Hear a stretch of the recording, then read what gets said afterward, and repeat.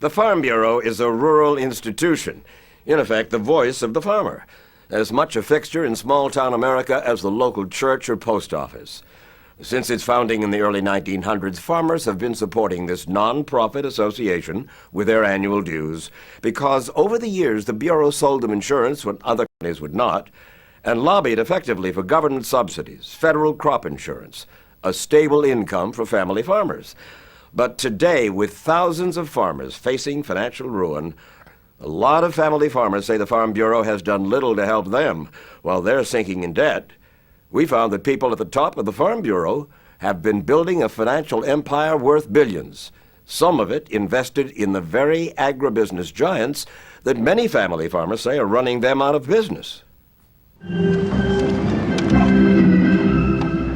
Last January, the American Farm Bureau Federation and its 50 state chapters held their annual convention in Houston, Texas. Times are hard in farm country. In times like this, we farmers look to Farm Bureau for answers. And no one doubts that the American Farm Bureau, founded some 80 years ago, has the political muscle, as the self-proclaimed voice of agriculture, to help farmers in need. It's the kind of power that politicians respect. I am George W. Bush, and I want to welcome you all to the... And George W. Bush has 5 million reasons to welcome the Farm Bureau because that's how many members it has nationwide.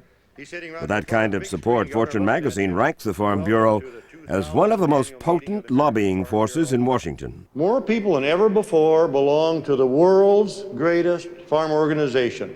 To learn more about what the Farm Bureau does, we took a close-up look at the Iowa chapter, whose president is Ed Wiederstein. He also serves on the Farm Bureau's national board. Our mission statement for Farm Bureau is to help family farms prosper and increase their quality of life. Wiederstein's family raises livestock and grows corn and soybeans in Audubon, Iowa. The Iowa Farm Bureau has about 150,000 members, each of whom pays on average about $40 in annual dues. And many of them seem happy with their association, a fact that the Farm Bureau is eager to publicize in promotional videos like this one. Farm Bureau became our family. You wouldn't necessarily know it from this video or from Mr. Wiederstein, but the Farm Bureau's political agenda goes far beyond farming. Ken Cook runs the Environmental Working Group, which has battled the Farm Bureau over environmental issues. Well, I guess when you hear Farm Bureau, you probably have some pretty romantic thoughts about rural areas. You think about the front porch and the rockers and the farmhouse. But the fact of the matter is that's not what the Farm Bureau is about. He says what the Farm Bureau does should concern all Americans, even those who have nothing to do with farming. If you're concerned about civil rights, they oppose the Voting Rights Act of 1965. They want to repeal it, cornerstone of civil rights law. If you think that the minimum wage is too low, they oppose raising it. If you think that we shouldn't be drilling offshore for oil, they want to drill offshore for oil. In most of these instances... What does this have to do with farming? Well, that's a very good question. It doesn't have anything to do in many cases with farming whatsoever. And some family farmers say that shows the Farm Bureau cares less about them and more about its vast network of for-profit companies, including insurance, mutual funds, and banking. If you take off the feed cap and you take off the overalls, it's a big business agenda. That is the headquarters of the Iowa Farm Bureau, a tax-exempt, non-profit organization that nonetheless owns and operates a for-profit, $3.5 billion financial services company that's listed on the New York Stock Exchange. That company, FBL Financial Group, through its various holdings, invests millions in corporate America, including such diversified food giants as Conagra, a so-called agribusiness. And while the Iowa Farm Bureau prospers, Iowa's family farmers like Chris Peterson are facing financial ruin because, they say, agribusinesses are squeezing them out. Well, last year I had to take and remortgage everything I own, all my machinery, my farm, everything. Remortgage it, and I'm paying for it all over again. I already paid for it once. Only a few years ago, Peterson was debt-free, but after 26 years of farming, he is now $200,000 in the hole and driving a school bus. His wife and kids also work jobs off the farm, and yet they're still falling behind. Now, are other family farmers suffering the way that you are? Oh, you bet. There's thousands of us. Peterson recalls the recent suicide of an Iowa farmer who left this note for his widow and children. Everything is gone, wore out, or shot, just like me. All I ever wanted was to farm since I was a little kid, and especially this place. I know now that it's never going to happen. They finally won. This was left by a guy in southern Iowa that took his life last summer. You know Chris Peterson? I know who he is, yes. He's about $200,000 in debt. He's just bust. What did you tell Chris Peterson? Well, I can tell him I'm going through the same thing, too. But unlike Peterson, Ed Wiederseen got help from stock options he received as a director and chairman of the Iowa Farm Bureau's for-profit business, FBL Financial. Well, come on, a couple of $100,000 from stock options when you cash.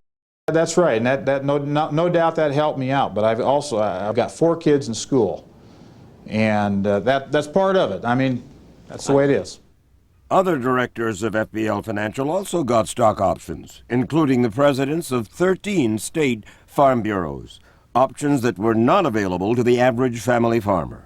You're a Farm Bureau member. You're a member of the board in this county. What has the Farm Bureau done to help you and your family? Basically nothing. Like Peterson, these farmers say they too are struggling to make it with little help from the Farm Bureau. The markets that we are forced to sell into have all been consolidated. Just play the game of Monopoly and watch how the money flows in to you when you get to the place where you control the game board. Well, the same thing is happening in agriculture today. Agribusiness. Agribusinesses. Agribusiness mergers are continuing, they say, because the Farm Bureau recently helped defeat national legislation that would have imposed an 18-month moratorium on such mergers. All their decisions is made for corporate America. Why? Because they own part of it. Including the 18,000 shares that one Farm Bureau company in Mississippi owns in Premium Standard Farms, the corporate hog processor that family farmers say is driving them out of business. How much do average Iowa farmers know about their Farm Bureau's for-profit companies? Very little. Absolutely nothing. I don't think they are aware of it either. The Farm Bureau defends its investments, saying they make it possible to fund education programs and to sell farmers things they need, like insurance. Still, Chris Peterson says he can't afford Farm Bureau insurance, much less invest in its mutual funds. And then there are the Farm Bureau's own questionable investments, says Gary Beershank, who ran unsuccessfully for the presidency of the Iowa Farm Bureau. They're using farmers' money to invest outside agriculture while farmers are struggling. That just burns me up. Case in point, a startup airline in Des Moines called Access Air.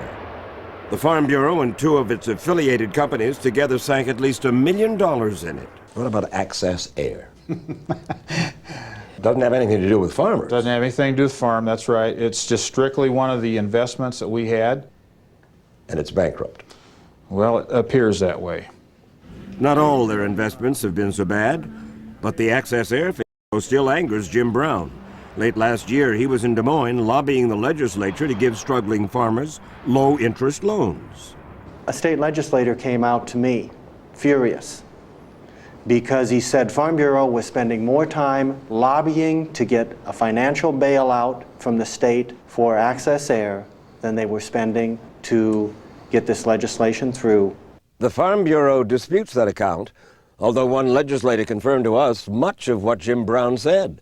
That legislator declined to appear on camera, citing the Farm Bureau's political muscle. And like another voice rising from the land, it's the spirit of the valley here today. Muscle that the Farm Bureau is not afraid to flex against critics like Rod Thorson, son of a family farmer, and a popular radio talk show host in rural Illinois. For 6 years, had a radio program on twice a day where we made sure on a daily basis we were an advocate for the family farmer. Highly rated, revenue coming in, everybody seemed to be happy. Everyone, it seemed, except the Farm Bureau, which apparently didn't appreciate his comments on big corporate hog farms, which he says are driving thousands of family hog farmers out of business. I came in 5:30 in the morning, general manager met me. He said, after reviewing tapes of your show provided me by the Farm Bureau, we've decided to terminate your employment effective immediately. You need your key and you've got 15 minutes to go. Farm Bureau plays hardball. Oh, indeed, yes. I play hardball too, though. We're back on the air. And at a bigger and better station, he says. Paul and Linda Schutt have nothing to do with farming, but they say they too experienced the Farm Bureau's hardball tactics. We have a bread store in downtown Chicago, and it's just a very small bread store. We do about 28 different kinds of hearth breads.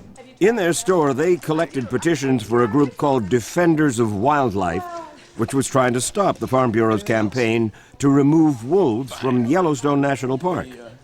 Linda brought the signatures to the Farm Bureau. I thought that was the end of it. Yeah, but it wasn't. The next week we got visited by the FBI at our little bread store. What are you talking about? We had FBI agent come to our bread store and investigating us as though we were a threat to the Farm Bureau. We were sort of dumbfounded by the whole thing. Paul says the FBI also asked for the names of everyone attending an upcoming wildlife conference. We laughed at them and said we weren't about to do that. I expressed my irritation that they were wasting public money and FBI time on behalf of the American Farm Bureau.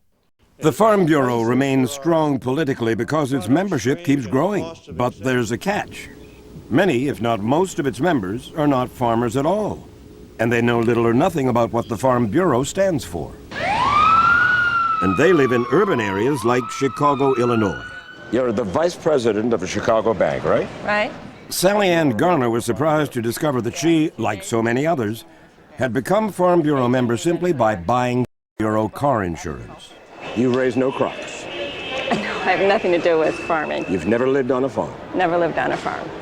Do you know that the Farm Bureau, of which you're a member, favors repealing the Voting Rights Act? No. Eliminating the Department of Education? No.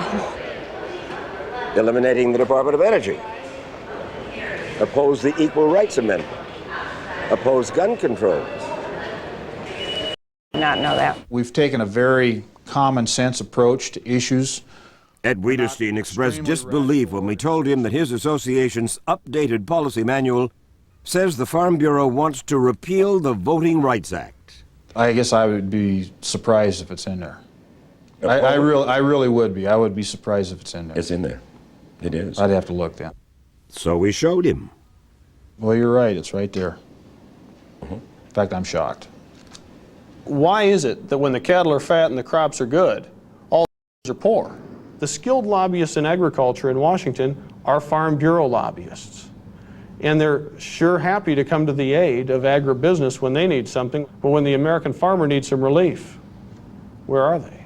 It's a question that more struggling farmers today are asking. Nonetheless, the billion-dollar Farm Bureau marches on, proud and bigger than ever, still selling itself as a friend of the family farmer. We are daughters and sons of the soil.